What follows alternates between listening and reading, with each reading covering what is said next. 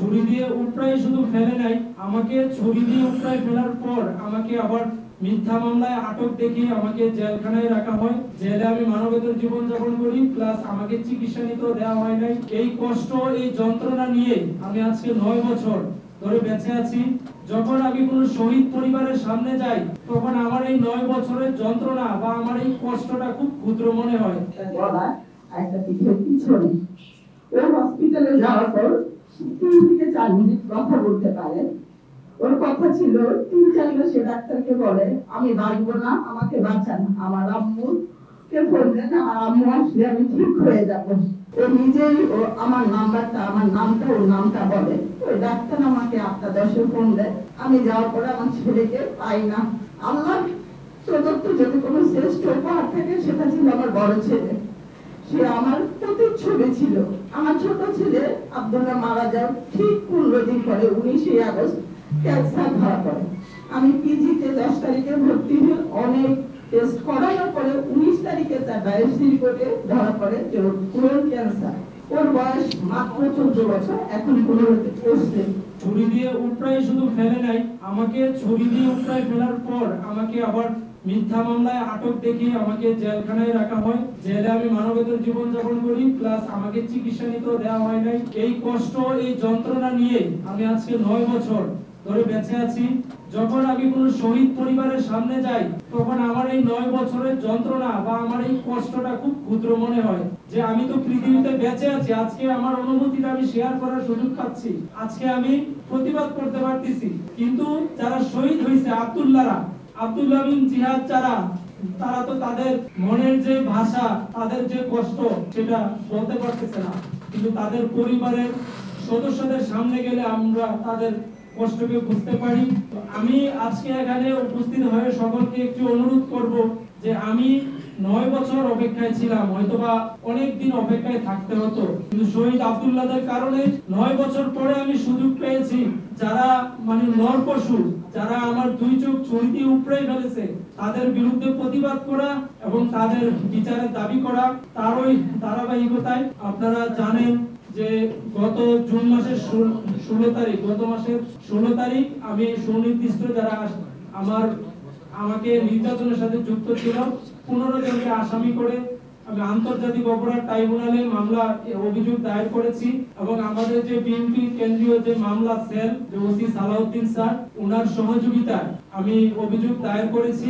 অভিযোগ দায়ের করার পরেও আমি যারা আমার অন্যতম আসামি, 1 নম্বর আসামি কুমিল্লা 5-এর সাবেক এমপি এবং আওয়ামী লীগ নেতা এম এ জাহেদ, এবং 2 নম্বর আসামি হচ্ছে তৎকালীন সময়ের কুমিল্লা জেলা ছাত্রলীগের সভাপতি আবু তৈব বপি, পরবর্তীতে উপজেলা চেয়ারম্যান, বর্তমানে সাবেক। ওনাদেরকে আসামি করার কারণে আজকে ওনারা ফ্যামিলি, ওনারা হাজার হাজার কোটি কালো টাকার মালিক, ওনারা বিভিন্নভাবে চেষ্টা করছে। আমি চোখ হারানোর পর থেকে আমি একা একা চলাফেরা করার চেষ্টা করছি। আমি চট্টগ্রাম বিশ্ববিদ্যালয়ে আসা যাওয়া করি বাড়ি থেকে, কুমিল্লা থেকে। আমি আজকে মামলা দায়ের করার পর থেকে আমি একা চলাফেরাটা আমার বন্ধ হয়ে গেছে। আমার ফ্যামিলি খুব আতঙ্কগ্রস্ত অবস্থায় আছি, কারণ তারা বলতেছে তারা টাকা পয়সা দিয়ে সবকিছু শেষ করে ফেলবে। তৎকালীন সময়ে যেভাবে দামাচাপা দিয়েছিল তারা বর্তমানেও এগুলো করবে। তো আমি অনুরোধ করব সবার কাছে, আমার প্রিয় দল জাতীয়তাবাদী দল বিএনপি, আমাদের মানবিক নেতা, বর্তমানে যিনি একমাত্র মানবিক নেতা এই বাংলাদেশে, জনাব তারেক রহমান থেকে শুরু করে আমাদের দলের বিভিন্ন অঙ্গ সংগঠনের সকল পর্যায়ের নেতৃবৃন্দকে আমি অনুরোধ করব যে আমার পাশে থাকবেন।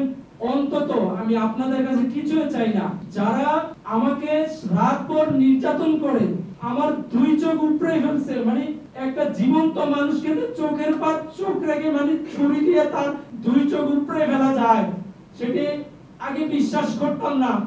কিন্তু যখন একটা চোখ তারা ছুরি দিয়ে উপড়ে ফেললো, আরেকটা চোখে আমি দেখতেছি, আমি বারবার তাদের কাছে একটি চোখের ভিক্ষা চেয়েছিলাম যে আমাকে একটা চোখ ভিক্ষা দেন, আমাকে একবারে জীবনে শেষ করিয়েন না। কিন্তু তারা অপর চোখটিও ছুরি দিয়ে উপড়ে ফেলে। এই যে অমানবিক কাজ, এবং তারা যে আমাকে অন্ধ করে, আজকে যদি আমাকে মেরে ফেলতো আমি আব্দুল্লাহদের শারীর একজন হয়ে যেতাম, কিন্তু আমাকে এমন অবস্থা করেছে আমি বারবার সেকেন্ডে মৃত্যুবরণ করি। আমি সেকেন্ডে আমার বেঁচে দিই। একটা পিঠের পিছনে ওর হসপিটালে যাওয়ার পর 3 থেকে 4 মিনিট কথা বলতে পারে। ওর কথা ছিল 3-4 মাসে ডাক্তারকে বলে আমি বাঁচবো না, আমাকে বাঁচান। আমার আম্মুকে বললেন আমার আম্মু আসলে আমি ঠিক হয়ে যাব। ও নিজেই ও আমার নাম্বারটা, আমার নামটা, ওর নামটা বলে। ওই ডাক্তার আমাকে 8টা-10-এ ফোন দেয়। আমি যাওয়ার পরে আমার ছেলেকে পাই না। আল্লাহ প্রদত্ত যদি কোনো শ্রেষ্ঠ উপহার থাকে সেটা ছিল আমার বড় ছেলে। সে আমার প্রতিচ্ছবি ছিল। আমার ছোট ছেলে আব্দুল্লাহ মারা যাওয়ার ঠিক 15 দিন পরে 19শে আগস্ট ক্যান্সার ধরা পড়ে। আমি পিজিতে 10 তারিখে ভর্তি হয়ে অনেক টেস্ট করানোর পরে 19 তারিখে তার বায়োপসি রিপোর্টে ধরা পড়ে যে ওর কোলন ক্যান্সার।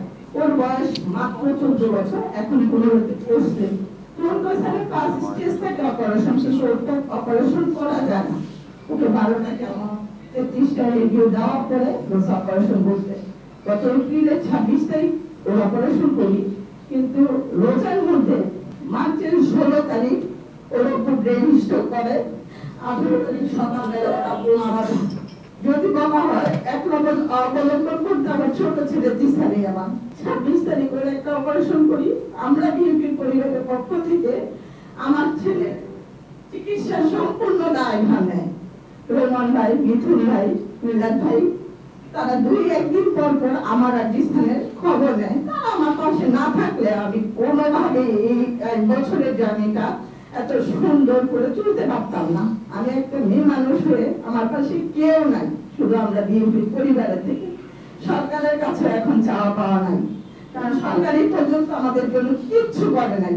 এই সরকার আমাদের উপরে দাঁড়ায় যে আমাদের খোঁজ খবর না রাখে, পরে কি রাখবে সেটা জানি না। শুধু এতটুকুই বলবো তাহলে যেন আমাদের বিচারটা করে। আমি আমার ছেলের খুনের বিচার চাই। আমার ছোট ছেলের 4 তারিখে অপারেশন হওয়ার কথা, কালকে করতে পারবো না, 6 তারিখ দুপুরবেলা অপারেশন হবে। ওই দুপুরের জন্য 2 দিন পরে করতে বলছে। কালকে আমি ডাক্তার দেখাইছি, তো 6 তারিখ রবিবার ছেলে দুপুরে অপারেশন হবে। সবাই আমার ছেলের জন্য দোয়া করবেন। রোমান ভাইকে, মিঠুন ভাইকে, আমরা বিএনপির পরিবারকে আমি অন্তরের অন্তঃস্থল থেকে ধন্যবাদ জানাচ্ছি, এবং তারেক রহমানকেও আমি আমার মনের গভীর থেকে ধন্যবাদ জানাচ্ছি। উনি আমার জন্য অনেক করছেন। আমি এই উপকারের কথা আমি জীবিত অবস্থায় ইনশাআল্লাহ কোনোদিন ভুলবো না।